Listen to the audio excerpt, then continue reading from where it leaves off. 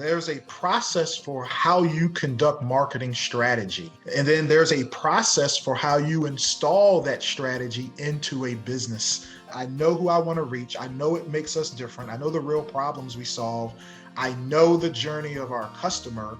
How do we take that and then bake that into the everyday things and interactions and campaigns and tools that we use to reach, serve, and attract our customers and retain them?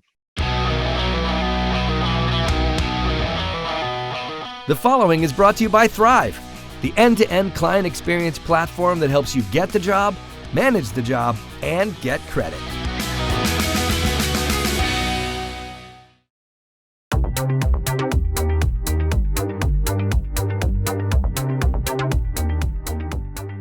Hey everybody, this is Gordon Henry at Winning on Main Street, the podcast that brings you actionable insights for small business owners. And this week, you get to meet Patrick McFadden. Patrick runs Indispensable Marketing, small business marketing consulting firm based in Richmond, Virginia, focused on changing your approach to marketing by installing it as a process to increase your visibility, win contracts, and make your phone ring.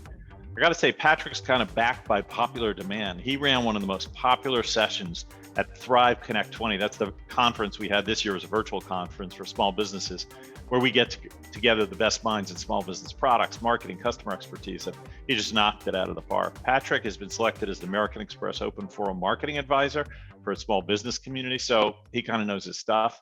And Patrick, welcome to the show. Awesome. Thank you, Gordon. I'm excited to be here and ready to make a ruckus and be indispensable. That's great. Well, Patrick, let's just dive right into it. So what's wrong with traditional marketing and how do you solve that problem? What's wrong?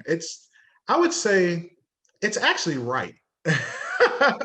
And what I mean by that is traditional marketing still works, depending on your audience, depending on who you need to reach. I think what's really wrong with marketing in a sense is that we don't talk about the real problems we solve for customers. I think, if you're in the home service space, you think that the thing that you do, the remodeling the bathroom, turning on, unclogging the toilet or fixing the wiring in the wall is the thing that you get hired to do. When the truth is, you get hired to maybe make the experience of the remodel just as fun and great as the remodel, or you get hired to show up on time and clean up the mess when you're done. Uh, to me, that's really what's wrong with marketing. I think traditional works. I think it works when you have the right message, and it works when you have the right people you want to reach. But that's I know it's a different spin on it, but Okay. Well, one of the things I know you're very focused on is making sure that your customers, the small businesses, are targeting the right customers, right? I know you talk about like don't chase the wrong customers, and you get into, I guess you call it the ideal client profile. Tell us about what does that mean, chasing the wrong customers? Yeah, I mean, a lot of times, in a business, the phone rings and can you do this? Sure. And we're happy that the phone ring and we're happy to get out there and help somebody.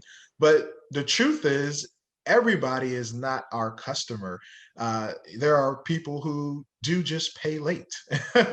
There are people who disrespect your staff. There are people who don't value the thing that you do best. If you show up on time and you clean up when the job's done, and that's what you do best, but they just value somebody with a fair price, you're going to have a misalignment and probably a bad experience, which leads to bad reviews. Typically, when you have the right experience solved by the right approach, you're going to have the right customer giving you the reviews, and you're going to have referrals in a sense. And so that right customer really can be found multiple ways, really looking at, who refers you and is that type of work profitable for you. And then, one of the big things I talked about during my presentation was going to your actual reviews. Typically, the people that leave reviews they were,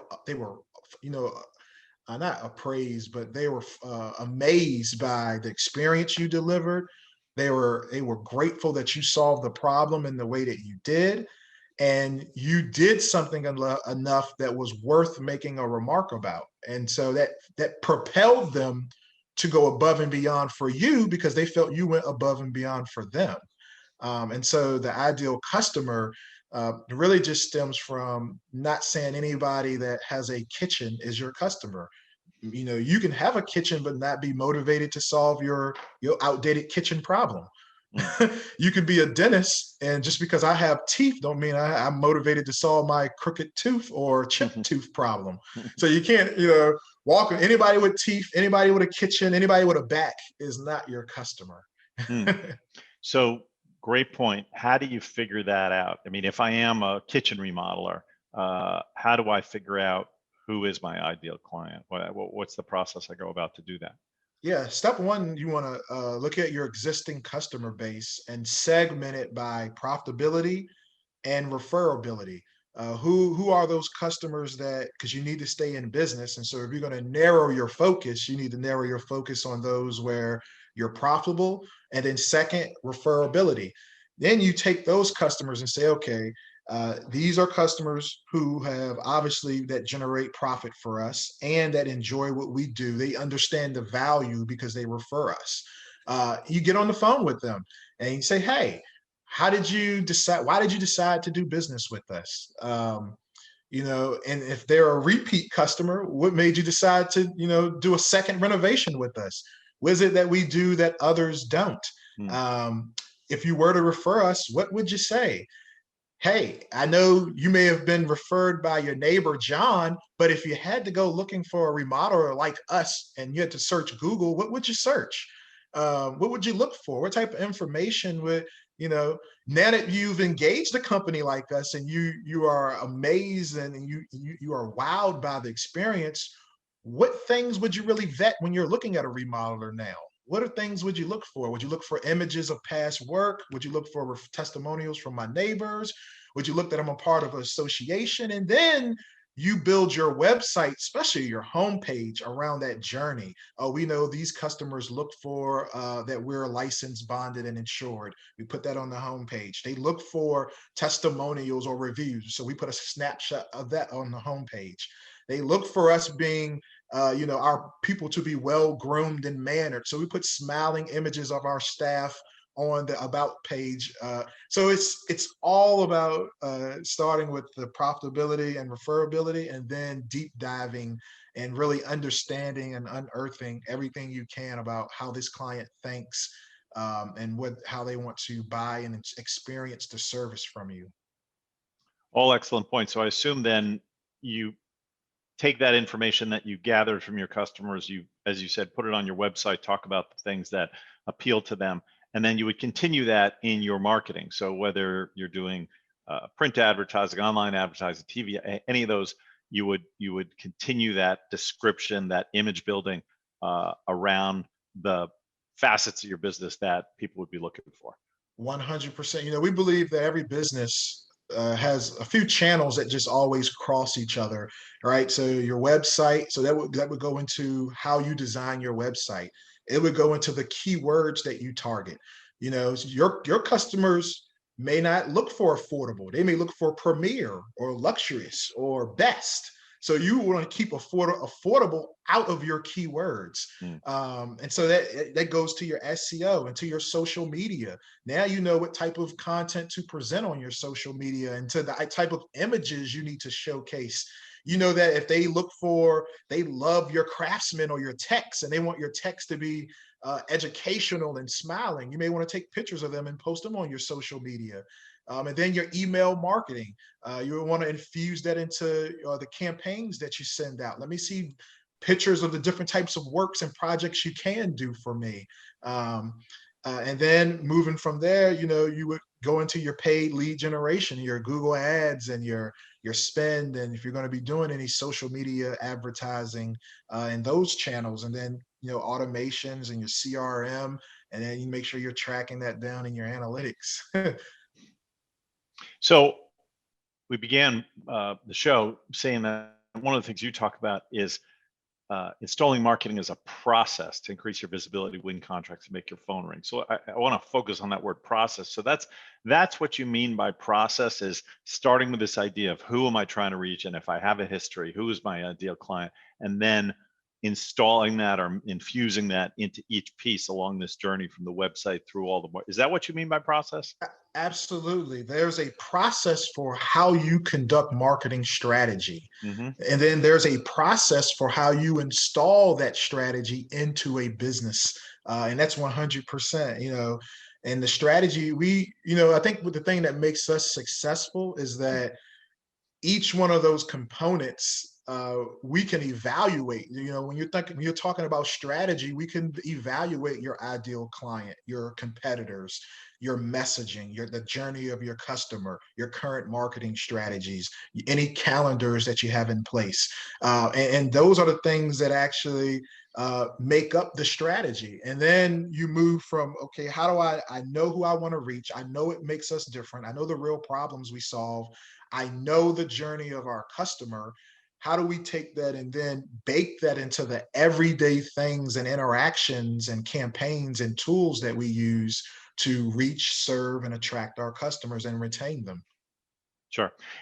And we've talked a little bit about companies that are in business, so they already have clients, so they can look at that client history and they can ask those questions. You said call them up. Hey, did you Yeah. hire me for price? Well, why did you hire me? Why did you like me? Why did you refer me? What if I'm a brand new business? What if I don't have any clients? What if I have no history? Then I've got to invent this, angle that I'm trying to figure out. How do you take people through that? Yeah, so you're exactly right. You have to invent that. You have to say, you know what? Here's the greatest tool that I tell businesses that have limited customer experience. Go to the reviews of your competitors and find what people complain about. Make that the thing that your company excels at, and then go confirm and attract the people that want that. That's one of the easiest ways to start from zero, is that people are already offering up what they hate, what they disliked about the experience. Say, you know what? I'm going to stick my stake on this and see how it does. And then as you get more customers and more experience, you can say, is that the right thing to stake your flag on, or do you need to move the goalposts? Right. Yep. Makes sense. You make a comment in your own marketing where you say nobody wants the basic service you sell.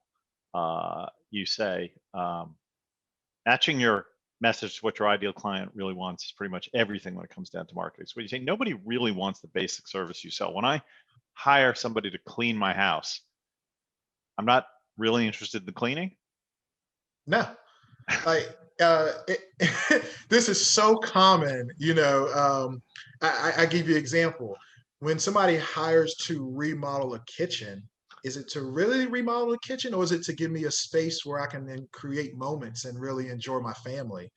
When I hire you to take down a tree, is it really to take down the tree, or is it to not leave wheel and tread marks in my yard because I spent $2,000 on my landscaping and you just came out there and wrecked it just to take down a tree? So that's the thing. Like, nobody wakes up and says, gosh, Patrick, you know what I want in my life? Some marketing consulting. It was just on the tip of my tongue, and it's the first thing no. Where they wake up and they say, I just want to know, why am I not on the first page of Yahoo, Bing, or Google? Why is it that every time I go out, I'm put up against this particular competitor? Why are they beating me? Those are the things that they think about. And so we have to connect. Does our, another great example of this is customers know their problems. They just don't know the solutions. So if you're a yoga studio and you want to communicate how you have fresh water, that your yoga mats are the softest in the community, that your atmosphere is amazing, but I have a headache problem, and you don't communicate that yoga and the meditation aspects can solve my headache, I will never come to you. I will come to the yoga studio that communicates how it solves headaches, how it can reduce or temporarily relieve the head banging problem I have.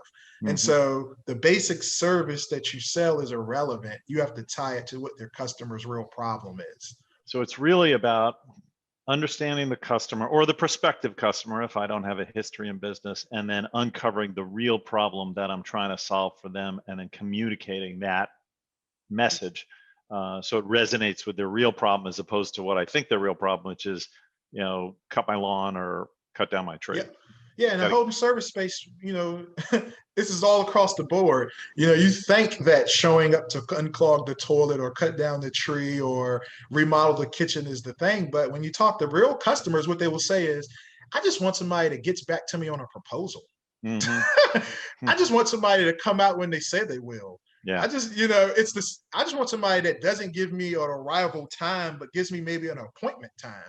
Right. So you can stake and say, we don't do arrival times, we do appointments. That's the only way we work. And you may find there's some homeowners who value appointments and not a 2 to 3 hour window, and that are willing to pay a premium for appointment schedules rather than windows. Right. Time arrival windows. Right. Yeah. Excellent point. I got to pick up on the little point you just made there in your comment about small businesses. So many small businesses seem to have a hard time getting back to people, just responding to calls, voicemails, emails. It sometimes takes days or doesn't happen at all. Why do you think that is? And is there a way you offer to fix that, or you recommend to fix that? The number one reason is a resource issue. They're strapped from not only time, money, but attention spans and energy. Those are all resources that we may not think of, but those are actual resources within a business, and especially a small business. And a lot of times it's the ability to just say, you know what, I have to forecast my seasons and know when I'm going to be busy, and bite that bullet to invest in either answering services, virtual assistants, or scheduled time or blocks of time with your staff. So you have to know your data a little bit to know when the office needs to have somebody available, or when I need to turn on the answering service, or bite the bullet and hire people. To me, that's how you solve that problem. I give you an example. We're working with a remodeler now, and we were just in a meeting, and he said, we're getting real busy. I'm just going to go ahead and hire an account manager to handle and get back to people. So I think that's the real issue. Is either you have to forecast it, plan for it, and then think about, do I need a virtual assistant? Do I need technology? Do I need, how do I solve this problem, either with technology, a person, a process? Those are typically the only three things you can do to solve a resource gap. Yeah, excellent points. I have to make a brief mention of our software product, Thryv, which is really designed around this whole client experience issue. And one of the things Thryv does very well, I think, is manage the client communication process that you're talking about. And so many of the Thryv clients tell us what we like about it is that I can email or text message my clients either one by one or as a group, and then they can get back to me through email and text, and I have a history of all of that conversation in one place. It's not lost. It's not on sticky notes. It's not in various different files and folders. It's all in one place for me to see. I can also see where my staff communicated with people, so that the customer's communication with us as a team is easy to find. And of course, they could also make it easy, as you said. Like, I think more and more today, end customers want to communicate with you via email or text, or they don't necessarily want a phone call and playing phone tag. It's not the 1980s anymore, and too many businesses make that hard. I mean, who wants to play phone tag? And who of us are available at 2:30 in the afternoon when the phone rings? You're usually doing something else. You're in a meeting. You're not just sitting waiting around for the phone to ring. So being available by email and text, something that Thryv makes it much easier for the business to do. But I agree with your point that being able to communicate with a small business's customers, make it easy for them to communicate with you. Absolutely, critical. And sometimes you're right. That is the goal. It's just make it easy for me to get this done. And you brought up another great point. I've heard of customers saying that yeah, it's making it hard for me to pay. I'm not doing business with you, right? So Exactly. even down to the payment, right? You have to look at what are all the touch points that you're interacting with this customer, and how do you improve those? And most people forget about the finance and the billing. They, because the truth is, you can do everything great, and you make it hard to pay you. That could be the one thing that triggers them to say, I'm done. You invoice me 5 days too late, or 3 weeks later, it's already off my mind, and now you want me to pay. 100%. Yep. Yeah. Or you send me an invoice in the mail, so it takes weeks for me to arrive. Then I've got to go find an envelope, stamp, lick it, go down to the post office. Again, it's busy people. They like the fact that they can just pay you through their phone. Doesn't take Absolutely. much. Yeah. Yep. Great. We're going to take a quick break, and we will be right back afterward from our sponsor.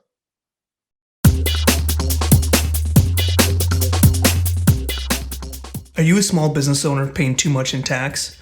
My name is Mike Jezoshek, and I'm a CPA and host of the Small Business Tax Savings Podcast. What I want to introduce to you is our tax minimization program. All too often, we see small business owners, when they think of tax, think preparing and filing tax returns instead of tax planning.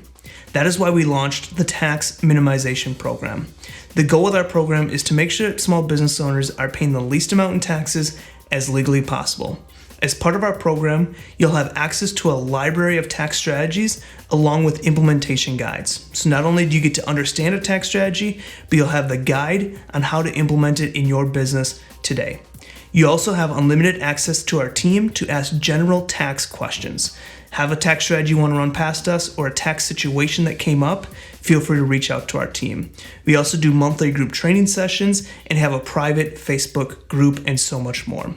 To join our tax minimization program, go to taxsavingspodcast.com/tax. That's taxsavingspodcast.com/tax, and be on your way to saving the most taxes as legally possible.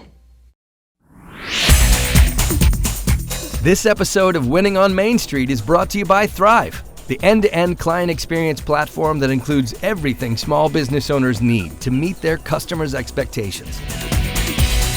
Thryv's award-winning and fully mobile interface delivers technology previously reserved for big business to the fingertips of small business owners nationwide. Thryv's built specifically for small business, but there's nothing small about what it can do. Thryv handles your entire customer experience, helping business owners reach more customers, stay organized, get paid faster, and generate online reviews, all from a single device or screen.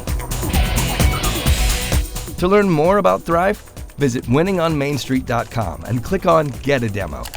When it comes to software to run your business, there's no comparison. Check out Thryv today.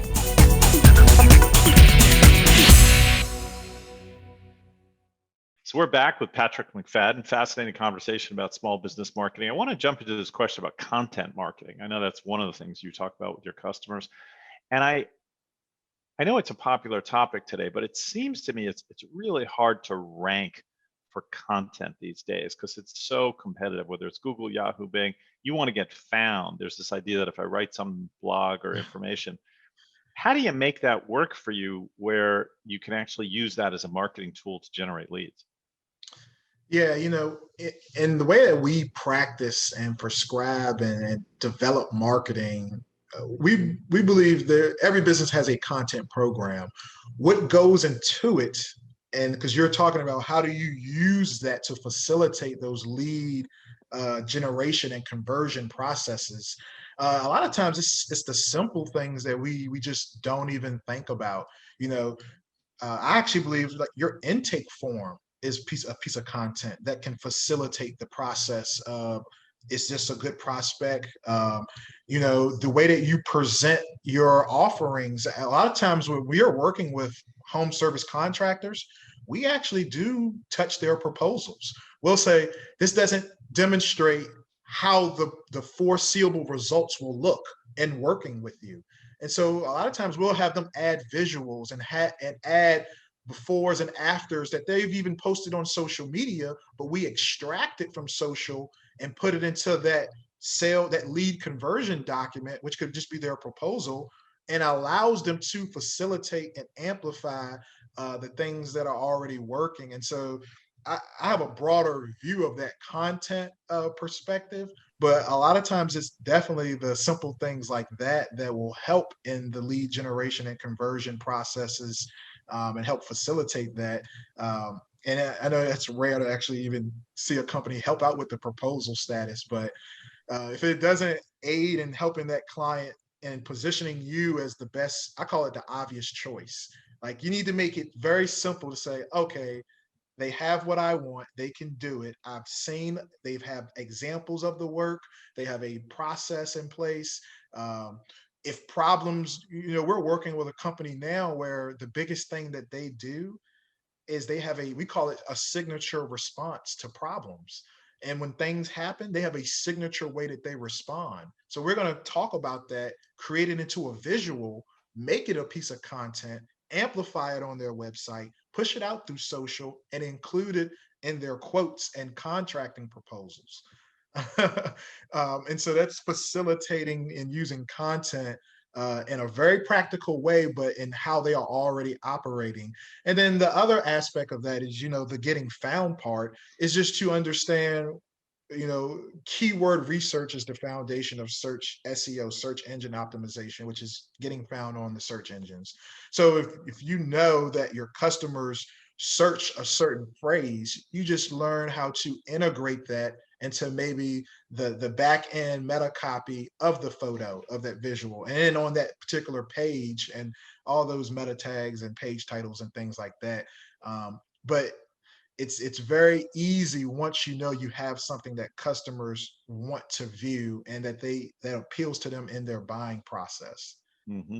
So you just ran through a whole bunch of different media and tools that you use, and we were talking about getting found. So do you have a particular list of media that you use to promote a business or help a business get found, or do you really tailor it to that particular business? I mean, there's so much out there today that maybe wasn't out there 10 or 20 years ago. So how do you sort through all the available channels within a particular budget and say, this is what you should do?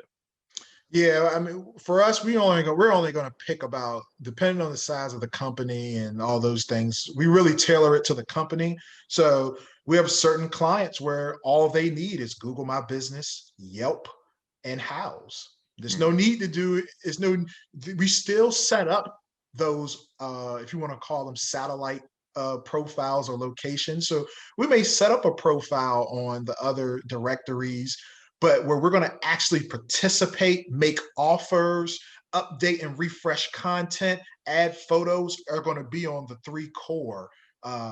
And like, again, typically it's always Google My Business. That's just, I mean, it's just a foundational, but the others are so tailored to a particular company.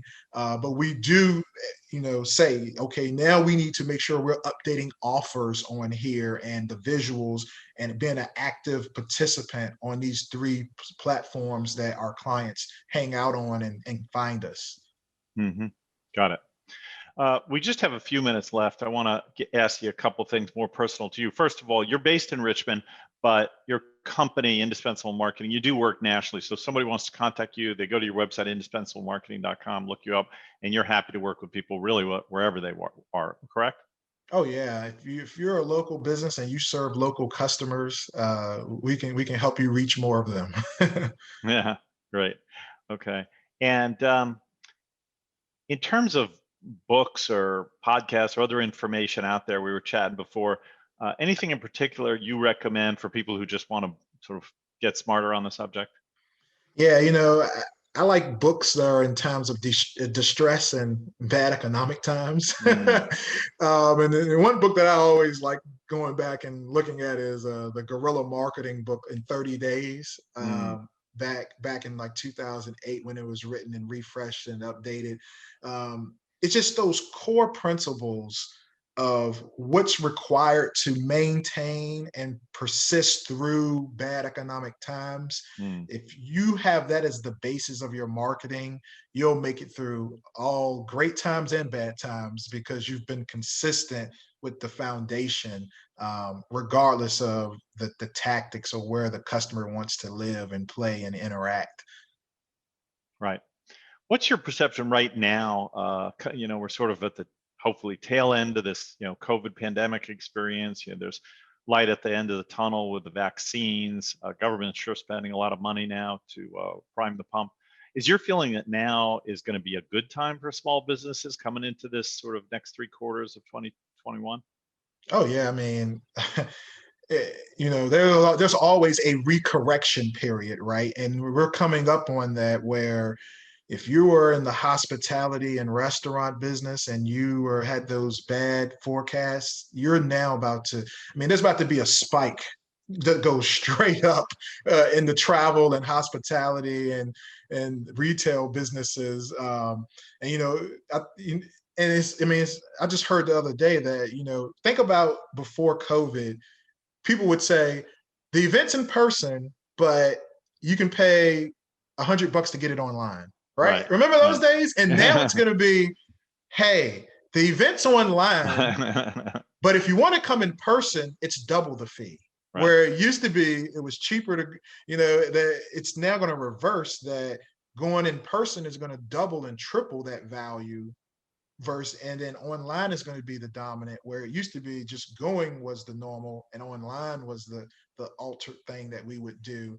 So I think customers are still, customers now, if you're talking about customer behavior, it's over. They now understand that they can choose a contractor or a service using Zoom, using this technology. So you're going to have to adapt.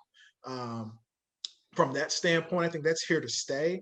And I think those who can, again, master how it adds value to the customer experience are going to do fine and great, and probably lower their cost, to be honest with you. I don't know if they're going to lower the fees because of the cost of materials going up, but right. but the actual, the time of getting in the truck, going out there and doing all that, the office team now can get on Google, look at Google Maps. I'm sure eventually there's going to come technology where you can live stream or walk around the home instead of just recording it. And they're going to say, "Hey, live stream it to me." Oh, okay. Can you pull that back so I can see in there? So 100%. That's coming. It's here. It's here.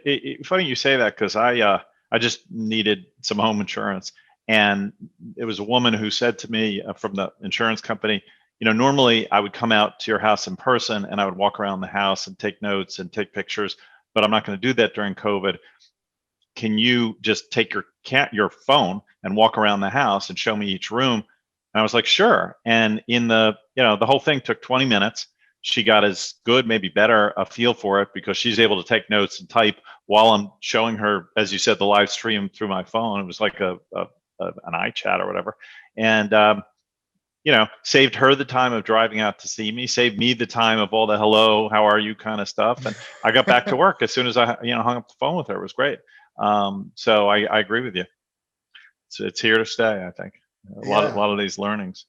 Why would you go back, right? So, Patrick, last question for you. How'd you get into this business? You're a relatively young guy, it looks like, and you've been doing this for a while. It seems like you built up a nice business. How'd you get into marketing? Yeah, I've always been an entrepreneur since I was little, but my foundation is the engineering world. I used to be a designer in the HVAC and plumbing, and so I'm used to coordinating with architects, electrical engineers, and so that same approach. One day I just said, I got to figure out what I want to do.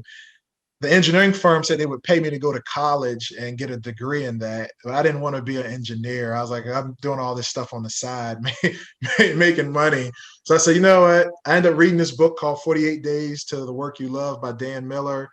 Talks about picking at that time, he looked at work as work models. Like, you get to pick, you want to be a consultant, a coach, a freelancer, electronic immigrant. Like, you had all these work models to make a living. You have to pick the one that best fits where, your skills, abilities, and expertise. So I said, I love coordination. I love change. I've always been in a sales type role. I've done multi-level marketing. I've done all those types of businesses and stuff. I said marketing is the thing that I enjoy. I love the psychology of why somebody did something. How do you say it in a way to get them to overcome or understand? Um, so I started blogging for free. I blogged 7 days a week about what I learned in marketing and how I was helping people for free. I helped people for free for a long time, building up my expertise and blogging about it. And then people, one day I had a subscriber base of like 5,000 people, and people would say, I'll pay you. And that's how I got started. I started off by giving to get. I always believe in that philosophy. You give to get. And since that day, I've always been giving to get. I give and then you get. Love it. It's a great message. Well, Patrick, thank you so much for your time. I really appreciate you coming in and joining us here at Winning on Main Street. Absolutely. Thank you, Gordon. I appreciate the opportunity. And if you enjoyed this podcast, please subscribe and tell a friend or colleague to subscribe. And we'd really appreciate it if you'd leave us a 5-star review. It helps us get found and reach more people. So until next time, thanks and make it a great week.